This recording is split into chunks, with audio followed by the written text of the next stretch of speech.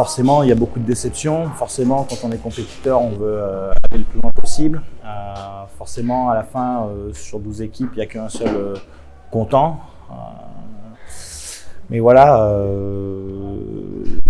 on va prendre le temps de réfléchir, mais vite fait, je pense qu'on se rend compte qu'on a fait une saison trop bonne.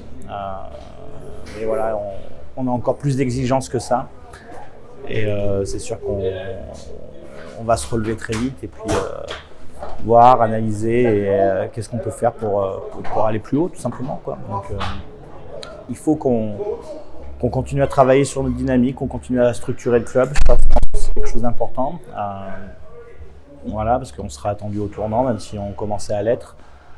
Mais effectivement, sur la saison, je suis très fier de ce que les gars ont produit.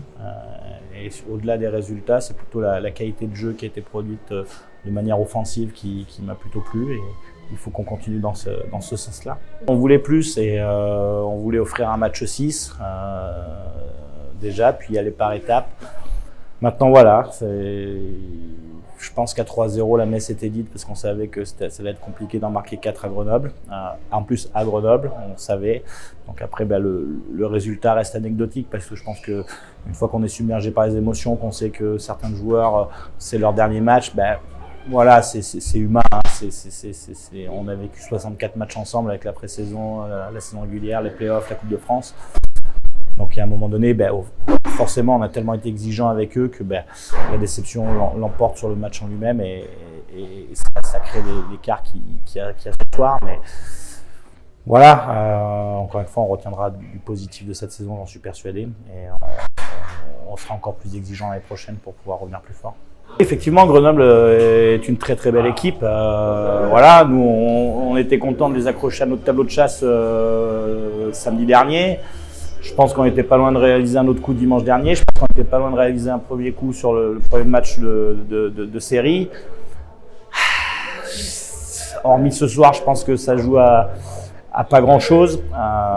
Mais bon, voilà, il faut féliciter Grenoble pour son parcours actuellement, qui fait un super parcours et qui joue très bien et qui a fait une excellente saison régulière.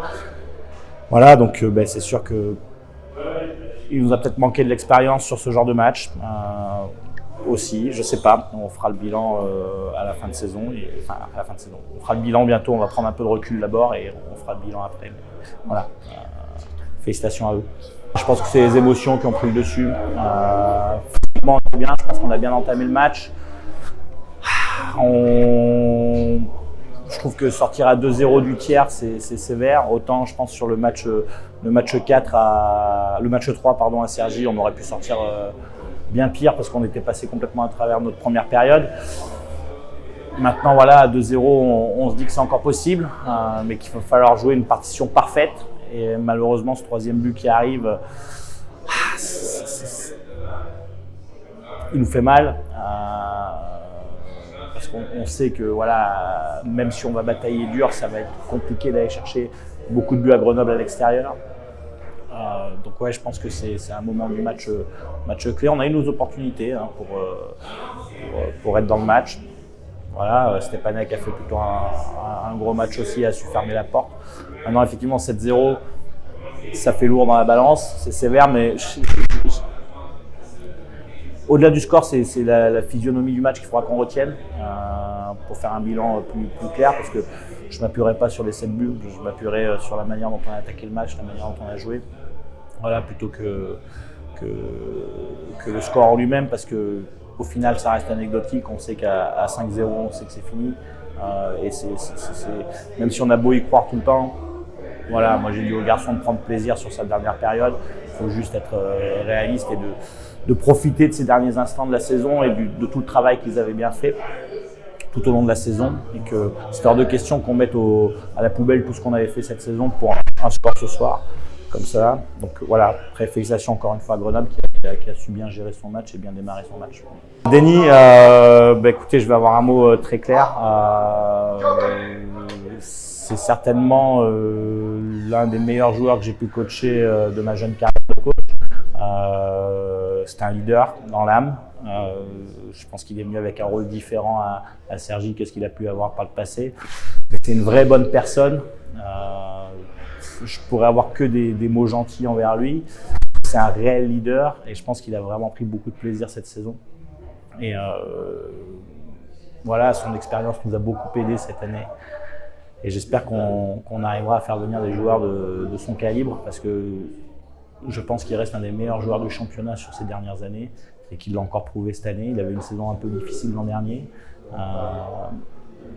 Mais voilà, il a totalement prouvé que c'est, je pense, un des joueurs les plus intelligents sur la glace que je connaisse. Et même à avoir observé d'autres joueurs. Et voilà, je pourrais en dire pendant 10 minutes des mots élogieux sur lui. Je suis très content pour lui. Je suis fier qu'il finisse sa carrière à Cergy. Et je lui souhaite tout le bonheur pour la suite. Il va entamer un nouveau rôle de coach, d'assistant coach. Voilà, je lui souhaite tout le bonheur. Je suis persuadé qu'il va réussir dans son domaine. Entre Rouen et Angers, c'est quoi le score ce soir? C'est parti en prolongation, 3-3. Ah ouais, et donc les deux équipes ont des qualités à faire valoir. Rouen a pas mal de joueurs absents, mais possède quand même le gardien qui peut faire la différence. Je vais faire la langue de bois que le meilleur gagne.